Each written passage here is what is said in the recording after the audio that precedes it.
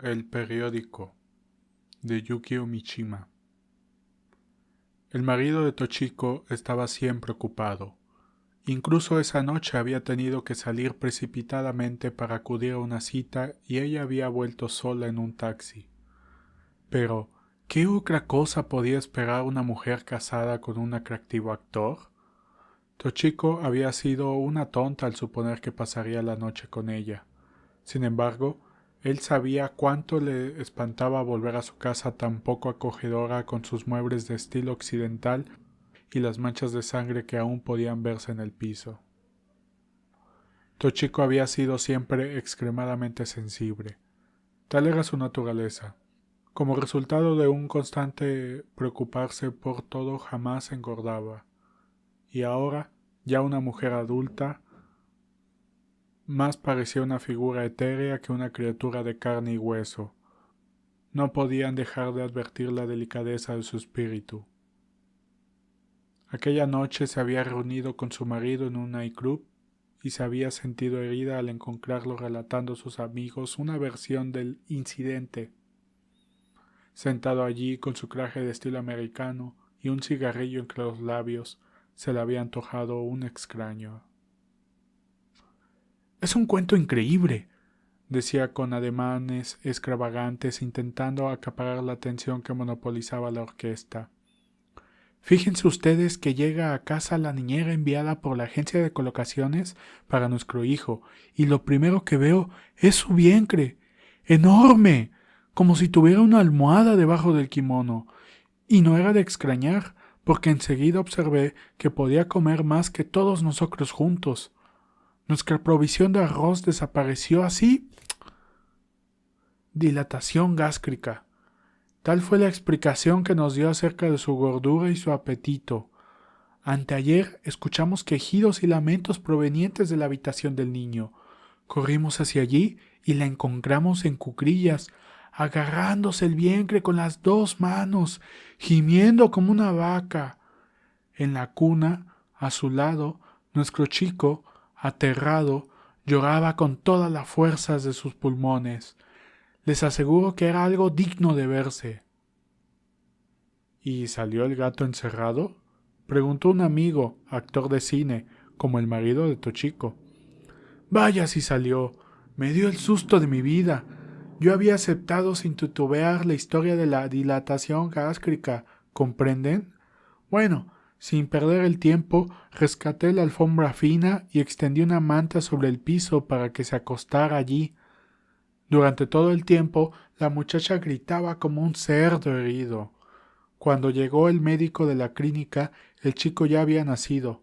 La habitación había quedado convertida en un matadero. No me cabe la menor duda, apuntó a alguien y todo el grupo se echó a reír. Escuchar a su marido hablar del horrible suceso como de un incidente jocoso hizo enmudecer a Tochiko. Cerró los ojos durante un instante y vio nuevamente al recién nacido frente a ella, en el piso, y su frágil cuerpecito envuelto en papel de periódico manchado de sangre. Tochiko pensaba que el médico lo había hecho todo por despecho, como para acentuar el desprecio que sentía por esta madre que había dado a luz a un bastardo en tan sórdicas condiciones. Había ordenado a su asistente que, en vez de envolver al pequeño con los correspondientes pañales, lo hiciera con papel de periódico. Esta dureza con el recién nacido hirió a Tochiko, sobreponiéndose al disgusto que le causaba toda la escena. Había buscado un pedazo de franela sin usar que tenía en reserva y fajando cuidadosamente al niño lo había depositado sobre un sillón. Esto había sucedido después de que su marido saliera de la casa. Tochiko no se lo había contado temiendo que le creyera demasiado blanda y sentimental. Sin embargo, el episodio se había grabado profundamente en ella. Lo recordaba sentada en el silencio, mientras la orquesta de jazz acronaba los aires y su marido charlaba alegremente con sus amigos. Sabía que nunca podría olvidar a aquel niño, acostado sobre el piso, envuelto en los papeles manchados. Era una escena como de carnicería. Tochiko, cuya vida había transcurrido dentro del más sólido bienestar, Sentía dolorosamente la infelicidad del niño ilegítimo. Soy la única que ha presenciado su vergüenza, se le ocurrió. La madre no había visto a su hijo tendido allí, envuelto en periódicos, y, por supuesto, el niño no lo sabría nunca. Si guardo silencio, este chico nunca se enterará de la verdad. ¿Por qué siento culpa entonces?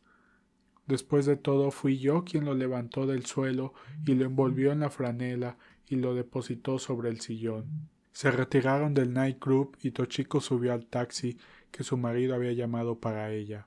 «Lleve a esta señora a Luchi Gómez», ordenó al conductor, mientras cerraba la puerta desde fuera. Tochiko observó por la ventanilla la fisonomía sonriente de su marido y sus dientes blancos y fuertes. Se recostó entonces en el asiento, sintiendo con angustia que la vida entre ellos era, en cierta manera, demasiado fácil, demasiado carente de dolor. No hubiera podido expresar este sentimiento con palabras. Echó una mirada a su marido por la ventanilla trasera del coche. Se aproximaba a grandes zancadas a su automóvil Nash y la espalda de su llamativa chaqueta de tweed no tardó en mezclarse y desaparecer entre la gente. El taxi se alejó, cruzó una calle llena de bares y pasó. Luego, por un teatro frente al cual se apretujaba la gente. Acababa de finalizar la función. Las luces ya estaban apagadas y en la semioscuridad las flores artificiales de cerezo que decoraban la entrada resaltaban en forma deprimente. Dejándose llevar por sus pensamientos, Tochiko llegó a la conclusión de que, aun cuando el niño creciera en la ignorancia de su origen, nunca se convertiría en un ciudadano respetable. Aquellos pañales de sucios periódicos serían el símbolo bajo el cual se encaminará toda su vida. Tochiko se interrogó. ¿Por qué me preocupo tanto? ¿Estoy acaso intranquila por el porvenir de mi propio hijo? Cuando, dentro de 20 años, mi niño se haya convertido en un hombre refinado y educado, podría encontrarse por una de sus casualidades del destino frente a este otro muchacho que también tendrá entonces 20 años.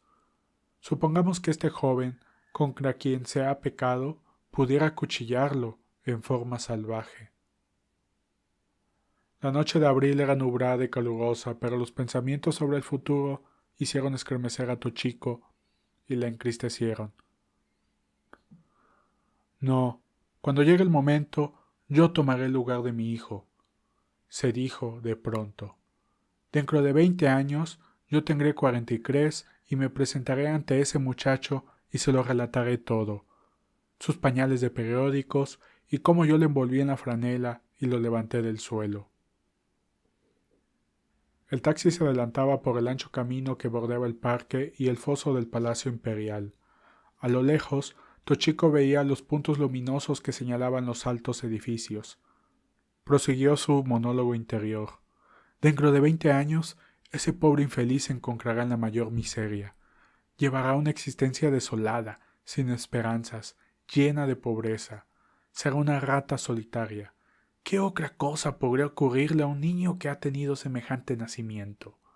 Irá vagabundeando por las calles, maldiciendo a su padre y aborreciendo a su madre.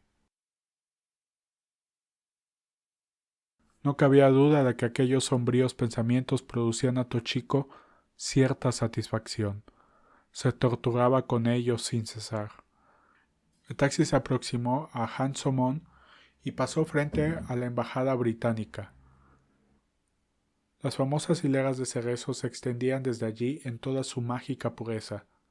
Tochiko decidió contemplar aquellas flores a solas, lo cual era una extraña decisión para una joven tímida y carente de espíritu aventurero.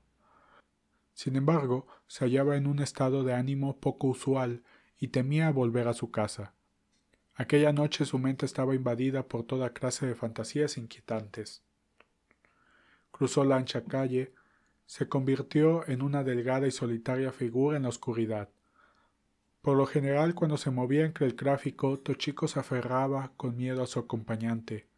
Sin embargo, aquella noche caminó sola, rápidamente entre los autos, hasta llegar al parque largo y angosto que rodea el foso del palacio. Aquel foso se llama Chidorigafuchi, abismo de los 1000 pájaros. El parque se había convertido en un bosque de cerezos en flor. Las flores formaban una masa de sólida blancura bajo el cielo nublado y tranquilo. Los farolitos de papel que colgaban entre los árboles estaban apagados. Los reemplazaban lamparitas eléctricas de varios colores que brillaban tenuemente bajo las flores. Ya eran más de las 10 y la mayoría de los visitantes se habían marchado. Los pocos que aún permanecían allí empujaban automáticamente con los pies botellas vacías o aplastaban los desechos de papel al caminar. Periódicos, recordó Tochiko, y su mente retornó al hilo de los acontecimientos anteriores. Papel de periódico manchado de sangre. Si un hombre oyera hablar alguna vez de tan lastimoso nacimiento y descubriera que era el suyo, aquello bastaría para arruinar toda su vida. Y yo, una extraña, tendré que guardar tan gran secreto, el secreto de una vida. Perdida en estos pensamientos, Tochiko caminó por el parque. La mayoría de los transeúntes eran parejas silenciosas que no le prestaban atención. Vio a 2 personas sentadas sobre un banco de piedra al lado del foso. No miraban las flores, sino el agua. Todo estaba oscuro y envuelto en pesadas tinieblas. El sombrío bosque del Palacio Imperial se perdía tras el foso. Los árboles parecían formar una sólida masa con el oscuro cielo. Tochiko caminó lentamente por el sendero sobre el cual colgaban grávidas las flores. Sobre un banco de madera, ligeramente apartado de los demás, vio algo que no era, como imaginara en un principio. Una cantidad de flores de cerezo, ni alguna prenda olvidada por los visitantes del parque. Al acercarse, comprobó que era una forma humana echada sobre el banco. ¿Sería alguno de esos miserables borrachos que se ven durmiendo a la intemperie? Evidentemente no era ese el caso, ya que el cuerpo había sido cuidadosamente cubierto con papeles cuya blancura había atraído la atención de Tochiko. Observó detenidamente al hombre con camiseta marrón acurrucado sobre una cama de papeles de periódico y, también, cubierto por ellos. Sin duda aquella era su morada, ahora que la primavera había llegado. Tochiko observó el pelo sucio y despeinado que, en ciertas partes, mostraba una irremediable decadencia. Mientras velaba el sueño del hombre envuelto en periódicos, no pudo evitar el recuerdo de aquel otro niño acostado en el suelo, cubierto por sus miserables pañales. El hombre enfundado en la camiseta marrón subía y bajaba acompasadamente en la oscuridad. Tochiko sintió de repente que todos sus miedos y premoniciones tomaban cuerpo. La frente pálida del hombre se destacaba en la oscuridad. Era una frente joven, aunque surcada por las arrugas de las largas penurias y miserias. Había remengado ligeramente sus pantalones color caqui y en sus pies descalzos llevaba zapatillas deshilachadas. Resultaba imposible ver su rostro y, de pronto, Tochiko sintió un deseo incontrolable de observarlo. La cabeza del hombre estaba semioculta entre sus brazos, pero, acercándose aún más, Tochiko pudo ver que era sorprendentemente joven. Observó las gruesas cejas y el fino puente de la nariz. La boca, ligeramente entreabierta, respiraba juventud. Pero Tochiko se había acercado demasiado. La cama de periódicos crujió con el silencio de la noche y el hombre abrió bruscamente los ojos. Se levantó, de pronto, al ver a la joven parada a su lado. Sus ojos brillaron en la noche y, segundos después, una mano llena de fuerza tomó la fina muñeca de Tochiko. Ella no se asustó, ni hizo esfuerzo alguno por librarse. Como un relámpago, un pensamiento atravesó su mente. ¡Ah! Ya pasaron 20 años.